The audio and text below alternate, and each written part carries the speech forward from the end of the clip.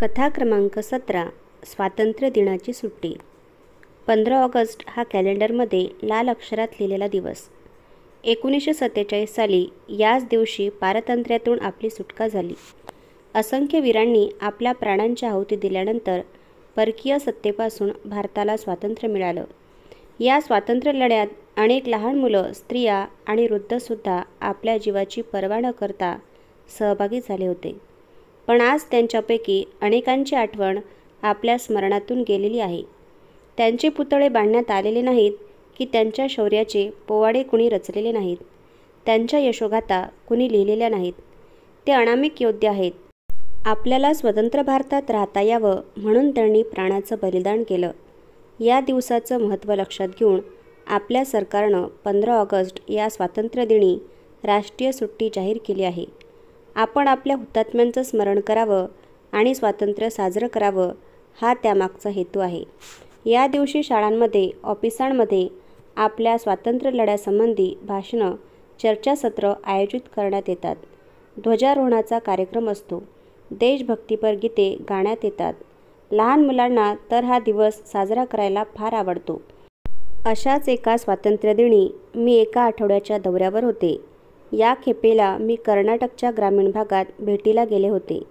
त्या वर्षी 15 ऑगस्टचा दिवस शुक्रवारी आला होता. आपण मुद्दाम काही शाळांमध्ये जाऊन त्यांच्या समारंभात सहभागी व्हावं असं मी ठरवलं. मी शहरात उतरले होते. त्यामुळे जवळच 7 किलोमीटरवर असलेल्या एका खेड्यातील शाळेत जाण्यासाठी मी बसस्टँडवर आले. स्टँडवर खेड्यातील एका शाळेचे मुख्याध्यापक भेटले. मी त्यांच्या शाळेलासुद्धा भेट द्यायची ठरवली होती. मला पाहून त्यांना फार आनंद झाला. काही माणसांच्या चेहऱ्यावर त्यांच्या मनातील भाव लगेच प्रतिबिंबित होतात. तसेच ते होते. अशी माणसं क्वचितच भेटतात. याउलट काही लोकांच्या चेहऱ्यावरून त्यांच्या मनात काय चाललंय याचा थांगपत्ता लागत नाही. जणू काही त्यांचा मेंदू आणि हृदय यांचा एकमेकांशी काही संबंधच नसतो. त्यांच्या मनातले विचार आपल्याला मुळीच जाणून घेता येत नाहीत. मोठ्या शहरांमध्ये अशी माणसं भेटतात. याउलट लहान गावांमध्ये माणसं मनमोकळी असतात. मुख्याध्यापक जरा घाईत दिसले. मॅडम, तुम्ही बंगलोरला निघाला आहात का? त्यांनी विचारलं. मग असं विचारण्याचं त्यांनी स्पष्टीकरण दिलं. तुम्ही जर शनिवारी काम करत नसाल तर मग तुम्हाला ही सलग 3 दिवसाची मोठी सुट्टी मिळाली. मला वाटलं म्हणूनच तुम्ही बंगलोरला निघाला आहात की काय? नाही, मी बंगलोरला जात नाहीये, मी म्हणाले. या भागात एक आठवडाभर काम आहे मला. परत जायचं आणि यायचं म्हणजे उगीच वेळेचा अपव्यय. माझे शब्द ऐकून त्यांच्या चेहऱ्यावर निराशा पसरली. ती का ते जाणून घेण्याची मला उत्सुकता वाटली. ते म्हणाले, अरे, मी बंगलोरला निघालोय. मला वाटलं आपण बरोबर जाऊ. अचानक मला आठवण झाली. आज 15 ऑगस्ट.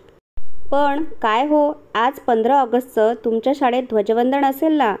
ध्वजारोहण, देशभक्तीपर गाण्यांचा कार्यक्रम वगैरे तुमच्या शाळेत असतं ना? त्यांच्या चेहऱ्यावर उत्साहाचा अभावच होता. नाही हो, दरवर्षी हे सगळं करायचं म्हणजे उगीच वेळ वाया घालवणं. माझ्या गेल्या 20 वर्षांच्या बदलीच्या नोकरीत या सगळ्या राष्ट्रीय सुट्ट्यांमुळे मी अगदी कंटाळून गेलो आहे. आम्हाला नियमानुसार शाळा बंदही ठेवता येत नाही. शिक्षण खात्याच्या हुकमाप्रमाणे आम्हाला हे सगळे कार्यक्रम त्या दिवशी राबवावेच लागतात.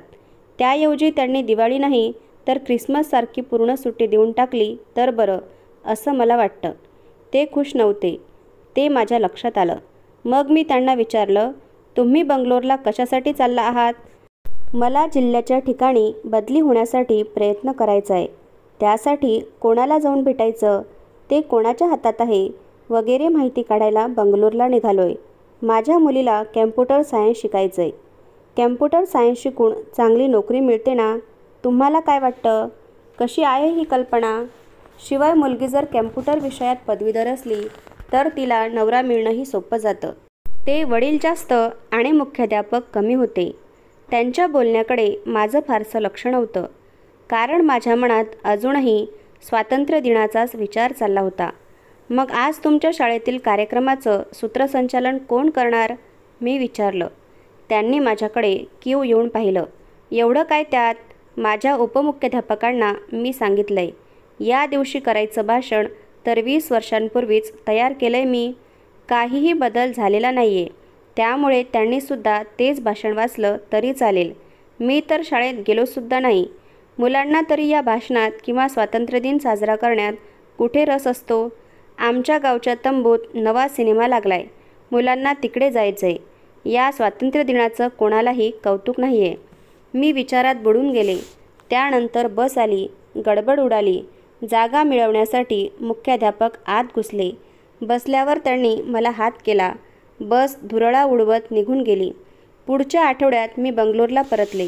एका मैत्रिणीकडे रात्रीच्या जेवणाचं बोलावणं होतं. तिथे मी गेले. ती पण माझ्यासारखी शिक्षिकाच आहे. आमच्यात बऱ्याच बाबतीत साम्य आहे. पण एकाच शहरात राहूनसुद्धा आमची वरचेवर भेट होत नाही. आम्ही दोघी आपापल्या कामात आखंड बुडून गेलेलो असतो. यातून आम्ही एक उपाय काढलाय. तो म्हणजे अधूनमधून मुद्दाम जेवणाच्या निमित्ताने भेटायचं. मी तिला विचारलं, तुम्ही शाळेत स्वातंत्र्यदिन कसा साजरा केला? तिच्या चेहऱ्यावर दुःख पसरलं. फार भयंकर रीतीने. आम्ही सर्व शिक्षक सकाळी लवकर शाळेत गेलो. आम्ही एका वरिष्ठ सरकारी अधिकाऱ्याला ध्वजवंदनासाठी प्रमुख पाहुणे म्हणून बोलावलं होतं. बिचारा, त्यानं इतकं मोठं भाषण तयार केलं होतं आणि तो वेळेवर हजरही होता. पण ती थांबली. गेल्या आठवड्यात मी त्या शाळेच्या मुख्याध्यापकांना स्टँडवर भेटले होते. ती आठवण मनात अजून ताजी होती. तुमच्या शाळेच्या मुख्याध्यापिका आल्या होत्या की नाही? का काही प्रॉब्लेम झाला? आल्या होत्या ना. आमच्या मुख्याध्यापिका फार चांगल्या आहेत. त्या दिवशी त्यांच्या अंगात ताप होता तरी त्या वेळेवर हजर होत्या, ती म्हणाली. पण आमचे विद्यार्थीच आले नाहीत. खरं तर आमच्या शाळेत 1000च्या वर विद्यार्थी आहेत. पण त्या दिवशी जेमतेम 50 उगवले होते. का?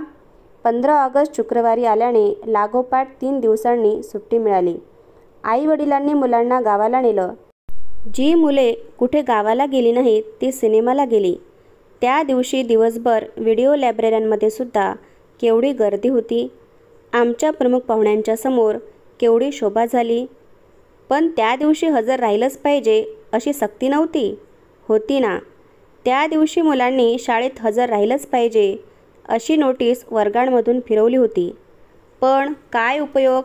मुलं काय दुसऱ्या दिवशी खोटा वैद्यकीय दाखला घेऊन येतात. कधी कधी तर असं वाटतं 15 ऑगस्ट आणि 26 जानेवारीची सुट्टी द्यायलाच नको. त्याऐवजी व्यवस्थित नेहमीसारखी शाळा ठेवावी व शेवटच्या 2 तासात कार्यक्रम ठेवावे. आजकाल ती सुट्टी मजा करण्यासाठीच धरली जाते. आपल्या देशभक्तांची आठवण कोणालाच काढायची नसते. तुला काय वाटतं? मी काहीच बोलले नाही. काय बोलणार?